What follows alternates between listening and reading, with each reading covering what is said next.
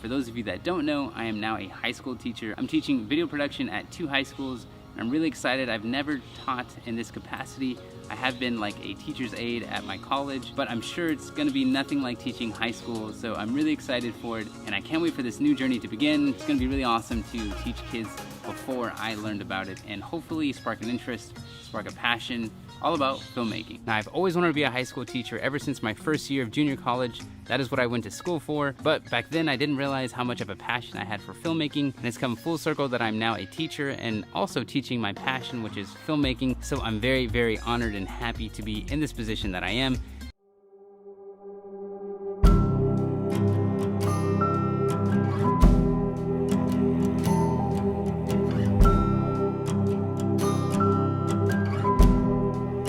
Okay,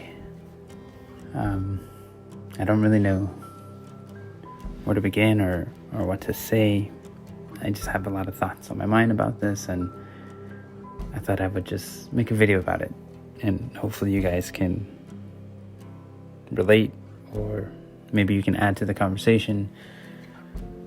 But by now I'm sure you've heard or you've seen the horrific news about the latest school shooting that we had in Texas, and it's terrible to say that it's the latest shooting, unfortunately. With so many things going on,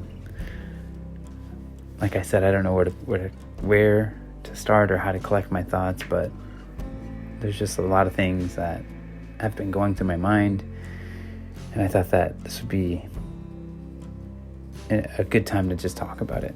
So for those of you that don't know, I was a teacher, a high school teacher for 2 years, from 2018 to 2020, and I taught all grades from 9th through 12th grade, and I taught video production. So in my eyes, in my approach as an educator, you teach kids how to reach their dreams, how to reach for their dreams, and how to create good habits that will last a lifetime. Now, I know you can get really specific and very detailed about each particular subject, but I think overall that was my approach to teaching my classes that I taught. And in doing so, I never felt so selfless, giving my time and my energy to the kids and trying to teach them everything that I wish I would have learned, and give them opportunities that I never saw or never thought of as I was a student. So nurturing curiosity and emotions of joy, pain, and everything in between was truly a daily routine for me. Now, video production was obviously the topic of my class, but what came before that was always the emotions that I had to deal with, that I had to help manage, that I had to coach. And it was something that was so new to me that I never fully understood what teachers had to go through outside of the lines, meaning outside of the topics they would teach, the lessons they would plan for, the time that they would put into just getting ready for the class. So the importance of a teacher obviously skyrocketed as I walked into the shoes of being an educator. Now, the bond between teacher and student, as you may know, can last a lifetime, and it can impact someone on a daily basis, like I've been impacted from all of my students. And if you're an educator, you can absolutely understand. And as a student, I'm sure you've had teachers who have stood out to you, or administrators, and made you feel a special way. And I'm sure that as you go forward in your life, I would imagine that you would remember those moments as well. And it hurts a lot just to know that innocent lives are being threatened and taken away from us, from parents, grandparents, cousins, uncles, aunts. And it's just a terrible, terrible thing to have to swallow, that this is our reality. School for me was always a safe haven. Growing up, I never had to worry about active shooters entering the campus or any kind of dangerous things outside of the normal, being bullied or not doing good on a test.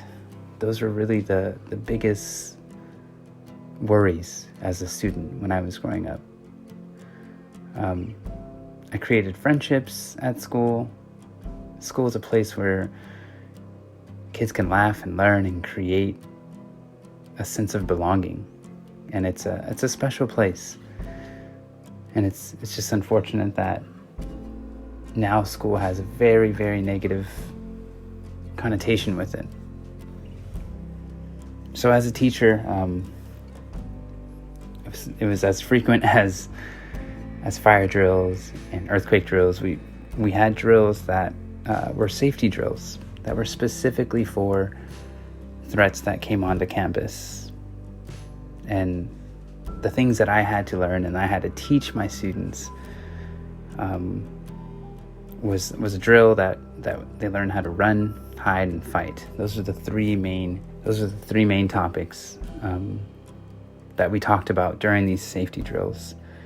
And it was so ironic to me that I had to teach my kids to be so vulnerable in a place where they should be feeling safe and they should be protected. It's now something that we're training our kids to be ready for a threat, for danger, for something so ugly to be brought into a place full of curiosity and joy and happiness. These drills were really tough to teach the kids and to go over because we had to simulate these things. We had to lock the doors, we had to barricade the doors and get our students away from the windows. And although they were drills, I still had students that were terrified about going through this process. And I was too, to be honest. How do you prepare someone for something so ugly, for such a dark storm? I don't know how to put into words those feelings that I had to deal with myself as an educator and deal with my students when they'd have questions of, are we going to be okay?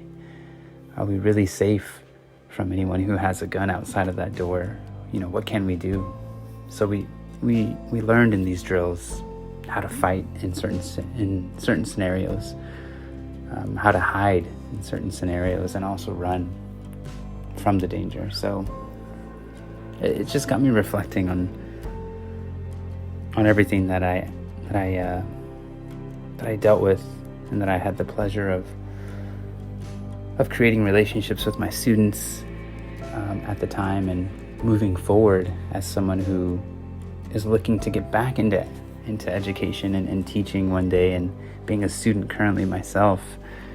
It's something that I'm faced with and I deal with every single day. So, like I said, I didn't really know where to start this conversation or what I was going to say, but I just wanted to not become numb to this feeling, to these emotions that I'm sure all of us are feeling and thinking about after this terrible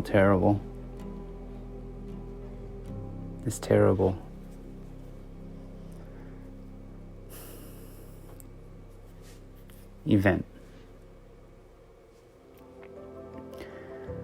So, I guess in closing, in this video, I just want to say that we have to be better as a country.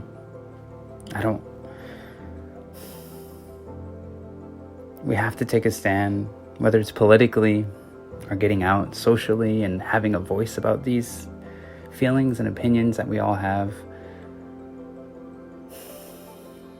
And what I think is the most important thing that we can do is communicate with one another, emotionally connecting and healing, supporting our loved ones, because every terrible event that has ever happened has started with an idea that has come from an emotional feeling. And it's these emotional feelings that we have to correct. It's these emotional feelings that we have to guide. I don't think that is the one answer. I don't know what the answer is, and I'm open to the discussion, but like I said, I just wanted to express my feelings and just talk about where I stand in all this and how I'm feeling. So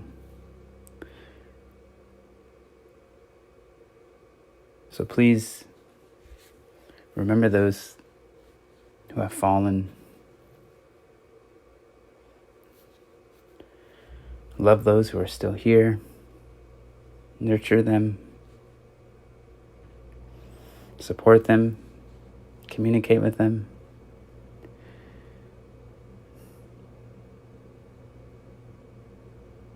Because you just don't know.